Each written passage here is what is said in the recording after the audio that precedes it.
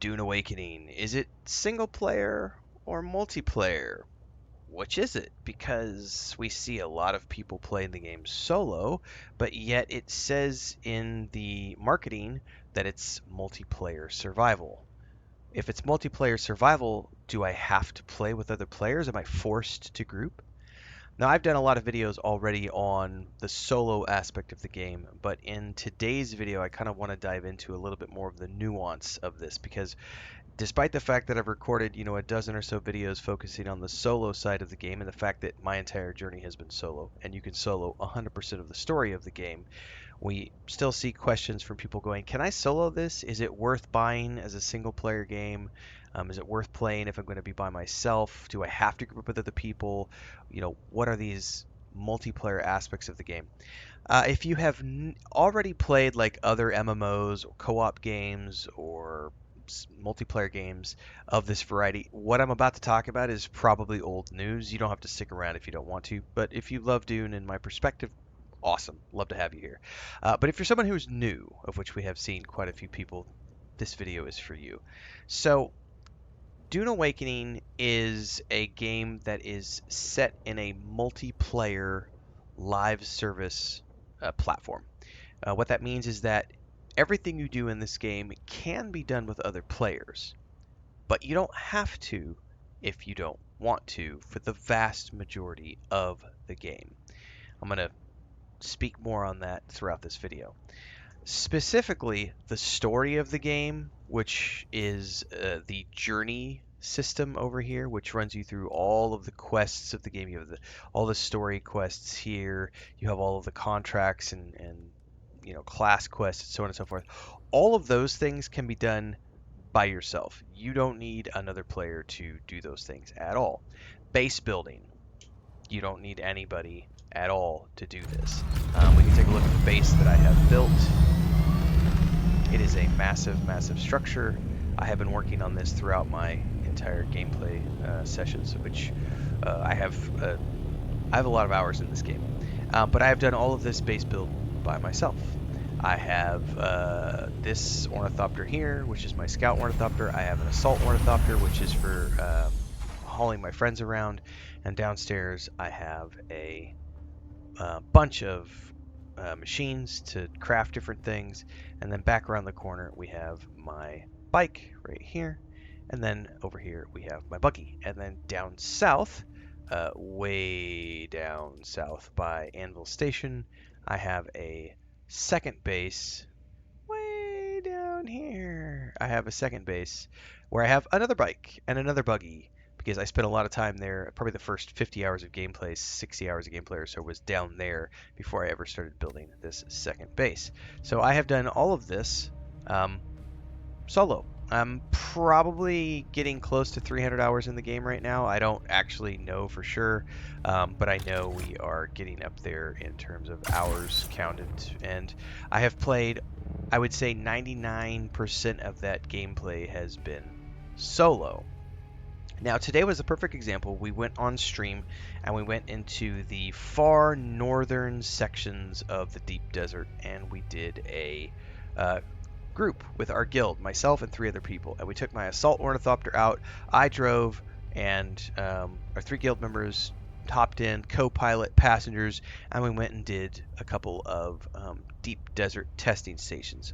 Specifically, the ones in the far northern reaches of the deep desert, which are designed for teams of 4 players. And this is where we spin back around to what I talked about at the beginning of the video, because the vast majority of this game, and I'm talking hundreds of hours, if not thousands of hours of gameplay, depending on if you play alts, depending on if you're in a, if you're playing with, the build system, you can have 3 different bases.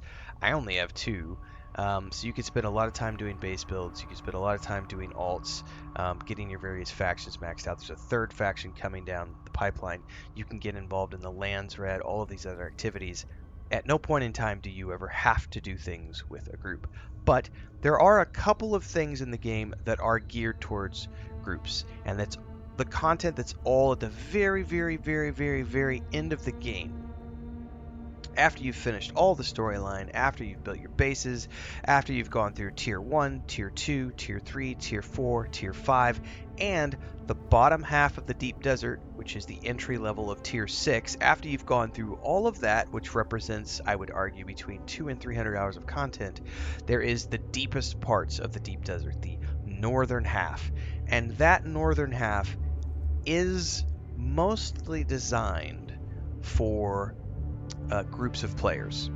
Specifically, like those testing stations are geared for teams of 4. There are some rooms in those which spawn waves of NPCs who come attack you. And while you can do that solo if you are extremely skilled and you have very good gear, it can take you, 30 minutes to an hour to do that by yourself. Whereas if you have a group of 4 players, you can go in and get it done in, 10 minutes. Um, and then there, of course, are the far northern reaches, which are the PvP parts of the game, which is where you get into the massive spice blows, where you have guilds competing to go and get the spice, and you have capture points, which guilds will capture and then build a base around, and then defend that base over the course of a 1 week period of time, which is the Landsrad cycle before the Coriolis storms sweep through and wipe the map clean, and you start that rotation all over again.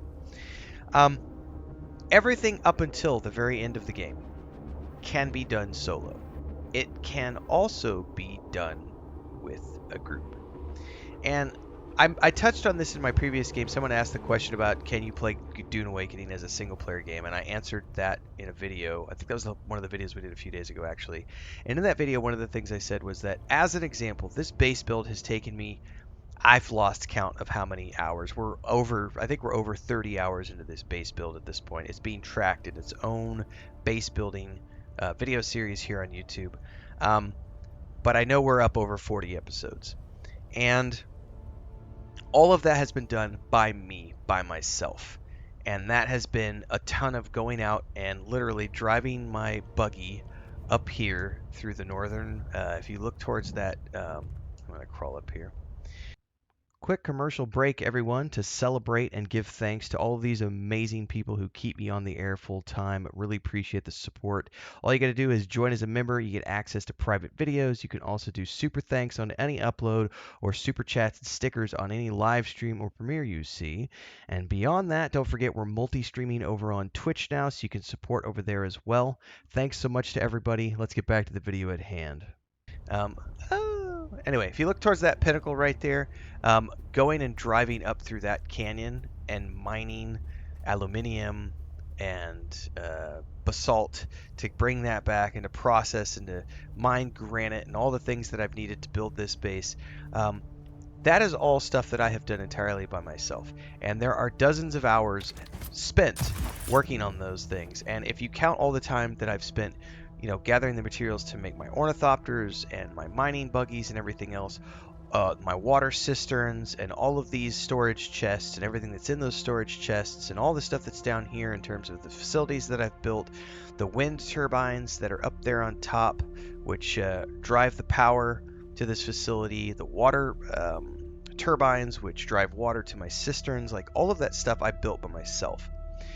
If you do that with friends, the time that it takes to do that is fractionalized down, depending on how many people you have helping you. So if you're all sharing a base, and you're all sharing resources, and you're all pitching in together to build something like this, then you obviously could take a 50 hours of gameplay and bring that down to maybe 15 hours of gameplay per person if you're all contributing together to meet those goals. Similarly, as an example, I know Allie and I've gone out with Howie and Babylonia and Blackthorn and some other people in the guild. When you go out and do like these Imperial testing stations, which are normally designed to be solo encounters, if you do those with a friend or two, they are exceptionally easy to do, and it might take you 10 or 15 minutes to do them on your own, depending on your gear, but you go do them with a friend, you can do them in 2 to 3 minutes.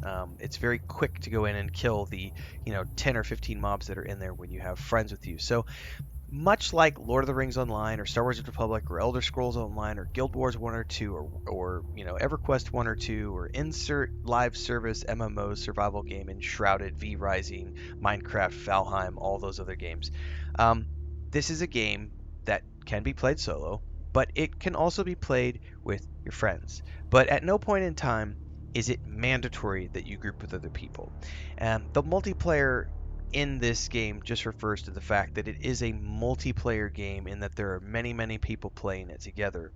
And you can go do things together with those people if you want to. And the end game of this game, the Lands Red, has just as many solo opportunities as it does for group content, and then they are adding more content over time for the solo and small groups because the end game is at the moment skewed heavier towards the group. But I would argue that that's a normal way to be, and it's okay for it to be that way at the moment because 99% of this game is stuff that you can do on your own as a solo player, and it's really only the last 1% or so of the game where you're looking at things that you should probably be doing with a group, like the big spice blows, the PvP areas, and those deep desert testing stations that are designed for 4 players. But you can also do those on your own. You can also go out in the PvP area as a desert rat and sneak in and get out without any issues. We have people in the guild who do that on a daily basis, getting T6 resources and spice.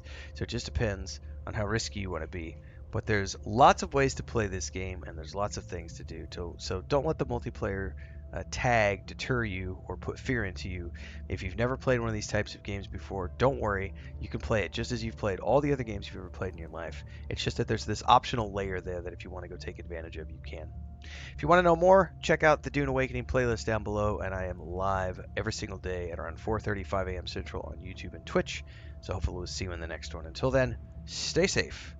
Happy hunting out there on the sands of Arrakis.